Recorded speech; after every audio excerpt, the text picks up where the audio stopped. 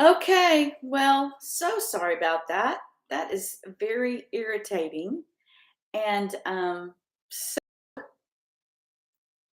I was comparing uh, the people, not the people, sorry, but the Adventism in Dallas that I grew up with versus the Adventism I saw in Keene, Texas. And it was a very, very different Adventism. It was much more the Adventism that was taught was much more orthodox in Keene, but people were much wilder. In other words, in Dallas, when you don't have a lot of rules, there's not a lot of rebellion. And I think it also had a very small town curse, like all the kids want to be cool. And so they want to be like the kids in the big cities. And so you've got all these kids that are kind of rebellious of having to be small town. They want to be cool like the big town. And that's very much how it felt in Keene. And so the kids in Keene uh, were very, I don't know. Here's the problem.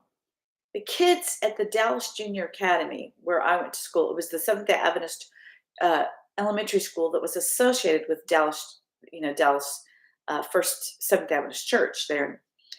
But they were pretty wild. I mean, they were they were much wilder than the kids in the public schools that I knew.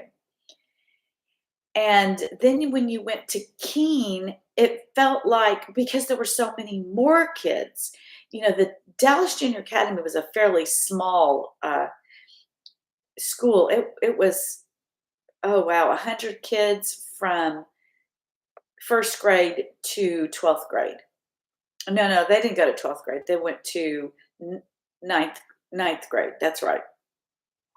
The first year, or 10th grade, because it was the first 2 years of high school they had.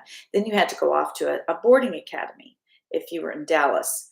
And that's what happened to me. That's when I went to Valley Grande Academy. But anyway, so the kids, you just had a lot more wild kids in Keene, and they didn't think they were wild. That's what's so odd is the kids in in Dallas knew they were being wild. They were wild on purpose. Where the kids in Keene were wild, but it was different. They thought the parents didn't see them as wild because even though they were sleeping together, even though they were doing drugs, even though they were, a black market of Dr. Pepper there because you weren't supposed to drink, their rules were so strict in Keene and they were breaking them all.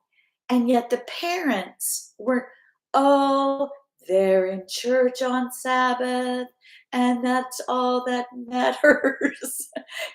For them, oh, those children were little cherubs because they were in church on Sabbath, even if they were upstairs in the balcony playing cards in the middle of church, and oh my goodness.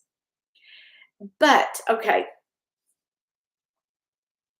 I lived in Keene for 20 years and I met these people were darling people. My next door neighbor, and part of she was a darling little old lady.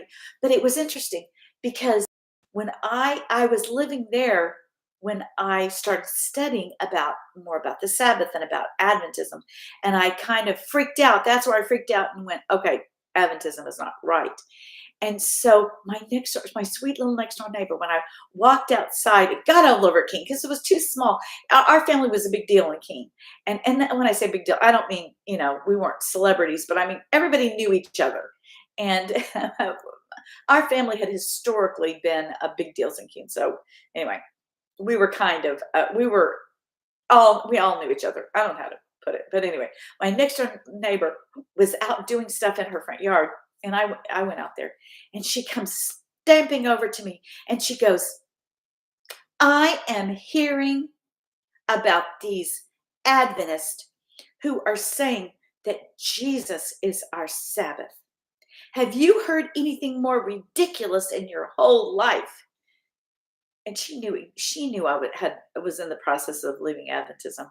So she was definitely I was the direct person she was trying to say this to. And she goes, "I just on sh I" she was always the nicest, sweetest, never upset over anything, but that Jesus being our Sabbath, man, that's what riled her up and came over to really she thought she chewed me out. Anyway, so, that was kinda funny.